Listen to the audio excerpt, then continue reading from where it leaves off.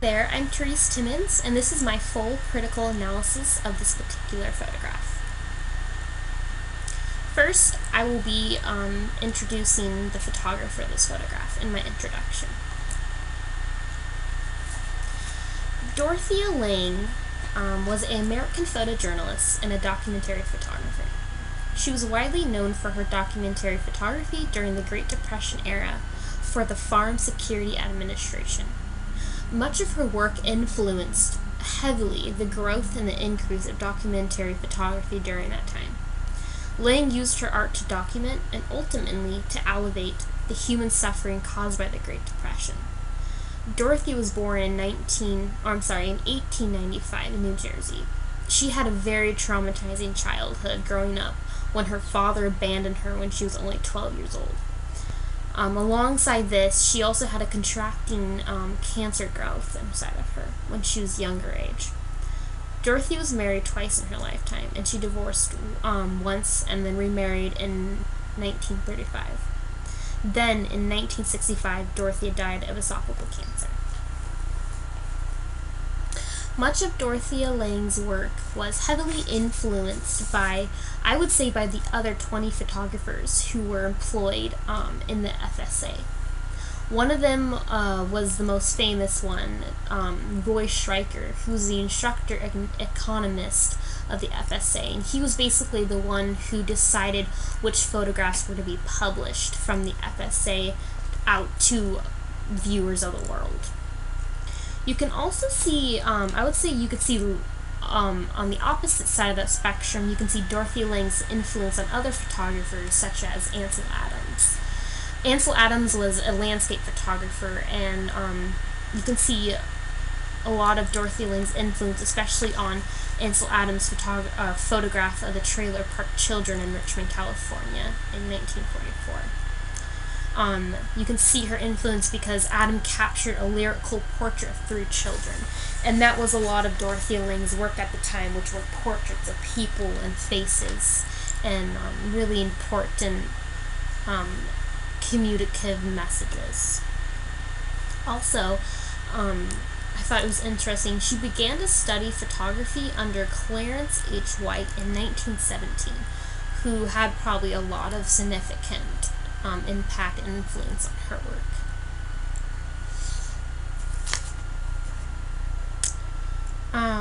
The cool thing about Dorothea Lange was that she would stop in her tracks within her traveling and her journey as a photographer.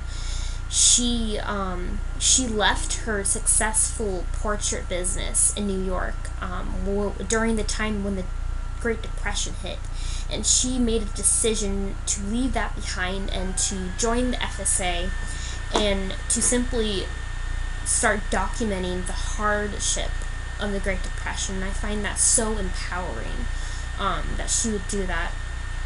And not only that, she was a kind of photographer who had intention behind her photographs. She wanted to hear the stories of every face she photographed, and I find that really inspiring.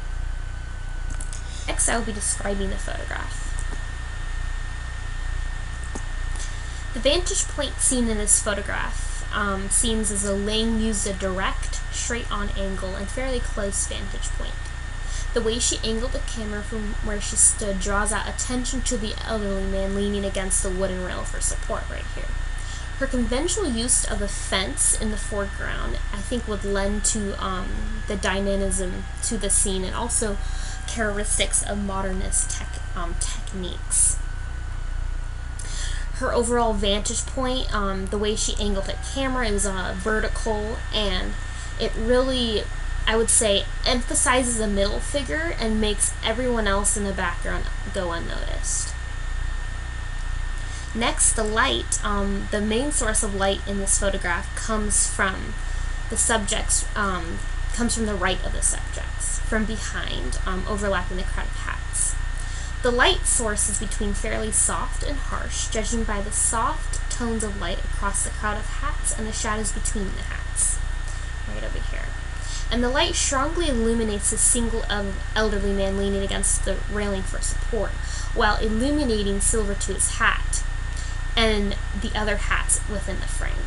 The focus of the light isolates the rest of the crowd from behind the elderly man who faces the camera.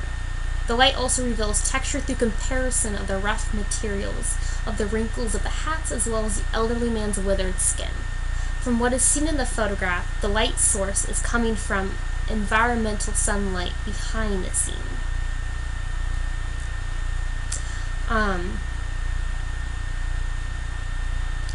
And also I would say the small amount of light brings attention to the shadows and textures in the photograph even more, which adds to the darkness of the reality of the scene altogether. It appears to me that in this photograph is actively framed, since Ling seems to have photographed the elderly man leaning against the camera in the middle of the frame. There are people behind him somewhat unnoticed due to the framing focus on the middle figure and as well as her vantage point. The crowd is slightly angled to the left where the shadows are darker. Aang kept the wooden railing within the scene to create leading lines of the crowd and to show the hunched elderly man, to show that he was in contemplation and in need of assistance and support. This photograph has a slight shallow depth of field, meaning Ling's aperture was probably more open than closed. It has the shallow depth of field is seen with the elderly man as a focal point, and as the man to the left to him in his minor focus, along with the crowd in soft blur and shadows. As I look further back behind the elderly man, the few men behind him to the left of the image becomes less and less in focus over here, and also becomes darker as well, which is where the light plays in. Everything in the image is in soft blur, adding to the drama and the overall distress of the scene. And next, I will be interpreting the photo.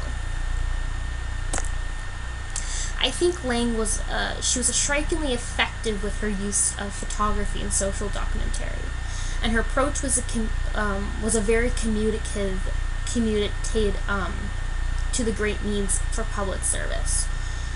She was an invisible photographer in a sense that she deliberately was seeking out to document in an outspoken manner that would be considered difficult to photograph. For example, in most of Lang's war and depression area photographs, it seems as though the subjects are completely unaware of the camera right in front of them. Even though the elderly man leaning against the railing, who's the closest subject to the camera, doesn't even seem to notice the camera. And that would be another example of Lang's invisibility in her photographs. This could be owing to Lang's vantage point and her expertise in disguising the camera by being comfortable and almost visible with everyone she encountered. I believe her visual choices in vantage point, light, frame, and focus were deliberately chosen to accumulate sympathy and acknowledgement for the hardship of poverty. Lang's visual elements contribute to a sense of standing in the breadline with the crowd of impoverished people, as though you were experiencing their hardship yourself. I find it interesting that Lang decided to leave the soup kitchen out of the photograph, while leaving the idea of it with the elder man holding the cup in his hand. And next, I will be evaluating this photo altogether. I think Lang communicates the great need for public service very well by bringing awareness and mindfulness to the hardship of the poverty and those who struggle through it, seen in her visual elements and choices. As Lang puts it, the discrepancy between what I was working on in the printing frames and what was going on in the streets was more than I could assimilate. Looking at this image, Lang takes me back in time as though I was there struggling through the adversary with everyone else. I feel like Lang should have opened her aperture wider to ensure further shallow depth of field to the background and to create additional emphasis to the middle subject. Perhaps she kept most of the image in slight focus to capture the depression of the moment and how everyone in the scene felt like they were in the blur of the moment.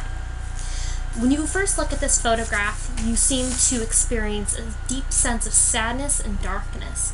But really, in reality, when you look closer at the photograph, it's so personal that the fact that your eyes go straight to this middle figure, this elderly man in the middle, as though this elderly man was someone you loved who is going through this struggle, and it provides a sense of personal, and it really touches you. And if Lang didn't photograph it with her vantage point, with the lighting, the darkness, you wouldn't get that sense of personal connection with her middle focus right here. I love how Lang uses this picture and this man who's standing against the crowd to show the victims during this hardship. As Lang puts it, one who should really use a camera as though tomorrow you be stricken blind.